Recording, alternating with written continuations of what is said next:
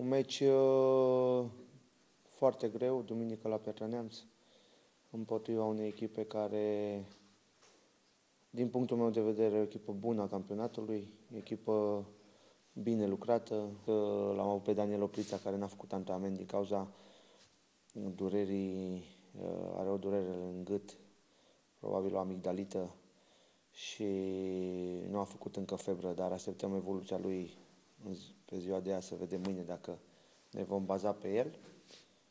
Și în rest sper din toată inima să i-am proaspeți la meciul de duminică și să reușim să câștigăm, pentru că e important să începem returul cu un rezultat bun. Nu știm dacă este un virus luat de la mâncare, pentru că sunt doar 4-5 care au probleme, sau este un virus care l-au transmis sau s-a luat din altă parte. Ieri n-au făcut antrenament Grozav, Neag, Morar și Bochila. Dar azi au făcut toți antrenament, dar sunt slăbiți. Aceste 3 etape din retur nu prea ne vin bine, pentru că avem 2 meciuri în deplasare și 1 acasă, împotriva Vasluiului. Avem un program destul de greu, sfârșit de sezon, și nouă ca club și ca echipă nu ne vine bine aceste 3 etape din retur. Se poate întâmpla ca la meciul tur să joace anumiți jucători la Petrolul sau la Galați și în retur să joace la rival, cum ar veni. Și e o situație destul de haioasă dacă s-ar întâmpla lucrul ăsta. Respectăm regulamentele și dacă acest lucru sau schimbarea regulamentului s-a întâmplat la începutul anului, mă întreb de ce au venit atacurile acestea după 8 luni sau 10 luni și nu au venit atunci când s-a schimbat regulamentul. Tu consideri că ai găsit un răspuns sau Nu. teama de Petrol? Nu. Eu cred că, nu știu, încearcă să bage sau să pună presiune asupra anumitor factori extra asupra echipei noastre. Cum s-a pus presiune și asupra arbitrului înainte de meciul din sfertul de final. Dar sunt lucruri care, din păcate, se întâmplă în România și eu cred că fiecare ar trebui să vorbească de echipa dânsului. Adică de echipa lui și nu de echipele adverse și nu de ce se întâmplă. Cred că ar fi cel mai normal. Și să ne respectăm. Nu zic că locația finalei e o discuție. Păi să jucăm unde vrea domnul Mureșan atunci, finala, ce să zic.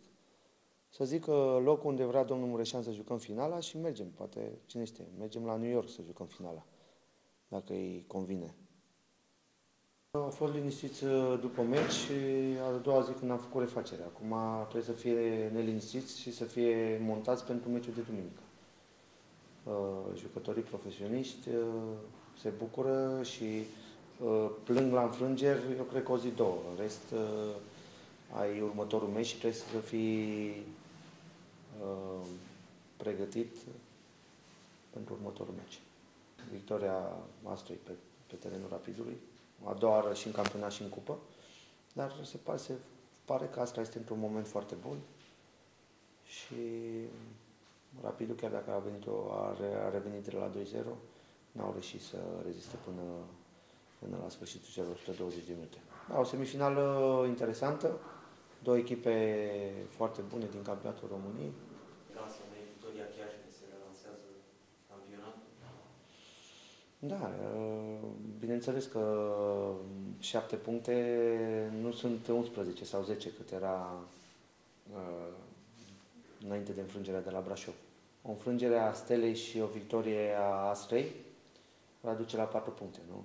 Și atunci s-a relansat. Eu cred că campionatul încă nu este jucat. Chiar dacă Steaua încă are un avans considerabil, eu cred că campionatul nu este jucat. Mai există un retur. Sunt sigur că toate echipele care se bat la cupele europene și la campionat se vor întări considerabil și vom avea un retur foarte, foarte disputat.